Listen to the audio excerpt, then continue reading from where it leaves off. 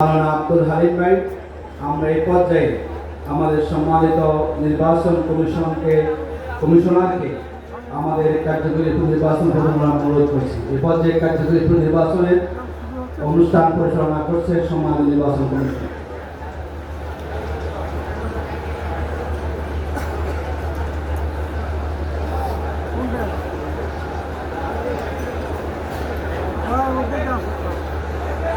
السلام عليكم ورحمة الله وبركاته. الحمد لله رب العالمين والصلاة والسلام الكريم وعلى آله وأصحابه أجمعين. قال الله تعالى في كلام المجيد والفرقان الحميد: أعوذ بالله من الشيطان الرجيم. بسم الله الرحمن الرحيم.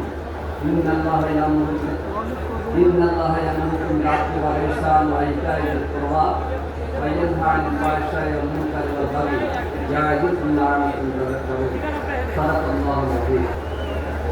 বাংলাদেশ শ্রমিক কল্যাণ ফেডারেশনের উপলক্ষে আয়োজিত আজকের এই সম্মেলনের সভাপতি, বাংলাদেশ শ্রমিক কল্যাণ ফেডারেশনের বর্তমান কেন্দ্রীয় সভাপতি, সাবেক এমপি মাওলানা আনোয়ার শামসুল ইসলাম, প্রধান অতিথি বাংলাদেশ শ্রমিক কল্যাণ ফেডারেশনের প্রধান উপদেষ্টা, বাংলাদেশ জাতীয় সংসদের মাননীয় বিরোধী দলের নেতা, বাংলাদেশ জামাত ইসলামীর সম্মানিত আমির ডাক্তার শফিকুর রহমান, বিশেষ অতিথিবৃন্দ, আমন্ত্রিত অতিথিবৃন্দ এবং আজকের এই সম্মেলনে উপস্থিত ভাই ও বোনেরা, আল্লাহ তাআলার শুকর, আজকের এই সুন্দর আয়োজনে আপনারা মিলিত হয়েছেন। এই পর্বে অত্যন্ত গুরুত্বপূর্ণ একটি কাজ, যেটা আগামী 3 বছর বাংলাদেশের শ্রমিকদের বাস্তব উন্নয়নে এবং মানুষের কল্যাণে ভূমিকা রাখবে। আমি সংক্ষেপে কয়েকটি কথা বলেই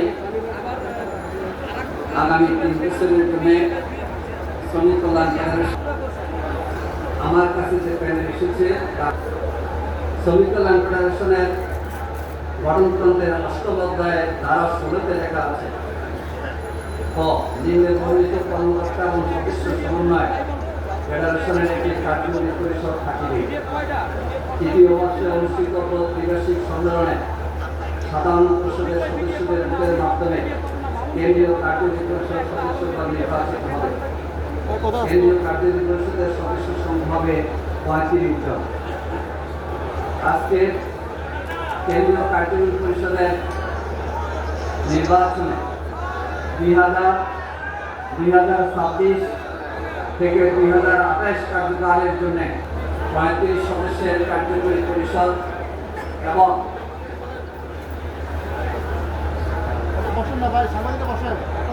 আরো 75 জনের নাম আমি আপনাদের কাছে পেশ করছি। বাংলাদেশ শ্রমিক কল্যাণ ফেডারেশনের প্রধান উপদেষ্টা হলেন সম্মানিত আমির জামাত ডাক্তার শফিকুর রহমান। এই সম্মেলনের কার্যকরী কমিটির নির্বাচনে তিনি পরামর্শ প্রদান করেছেন এবং তার পরামর্শের আলোকে এবং সংশ্লিষ্ট ভাইদের সাথে পরামর্শক্রমে যে প্যানেলটি আমার কাছে এসেছে, আমি আপনাদের এবং আপনাদের সম্মতির জন্য এক এক করে নাম করছি। বিসমিল্লাহির রহমানির রহিম। সভাপতি অ্যাডভোকেট আতিকুর রহমান,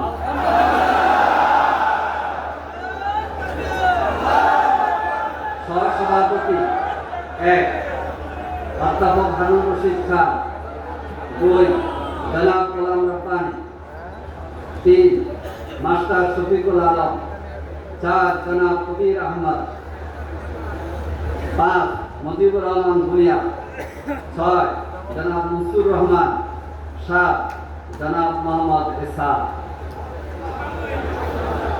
সাধারণ সম্পাদক লস্কর মোহাম্মদ তসলিম।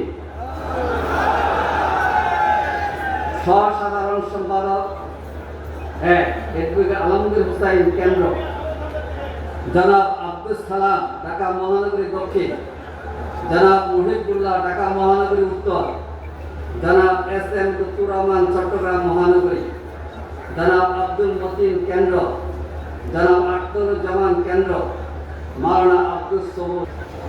সহ-সাধারণ সম্পাদক মহিলা মিসেস রুজিনা আক্তার, সাংগঠনিক সম্পাদক ডক্টর জিয়াউল হক, সহ-সাংগঠনিক সম্পাদক অ্যাডভোকেট জামিল আহমেদ রাজু সিলেট মহানগরী, কোষাধ্যক্ষ জনাব আজহারুল ইসলাম কেন্দ্র, দপ্তর সম্পাদক জনাব নুরুল আমিন কেন্দ্র, ট্রেড ইউনিয়ন সম্পাদক জনাব সোহেল রানা মিঠু ঢাকা মহানগরী দক্ষিণ, ট্রেড ইউনিয়ন সম্পাদক জনাব সোহেল রানা মিঠু ঢাকা মহানগরী দক্ষিণ, প্রকাশনা ও পাঠাগার সম্পাদক জনাব জাবির মাহমুদ ঢাকা মহানগরী উত্তর, শিক্ষক প্রশিক্ষণ সম্পাদক জনাব এস এম আতিকুর রহমান ঢাকা মহানগরী উত্তর।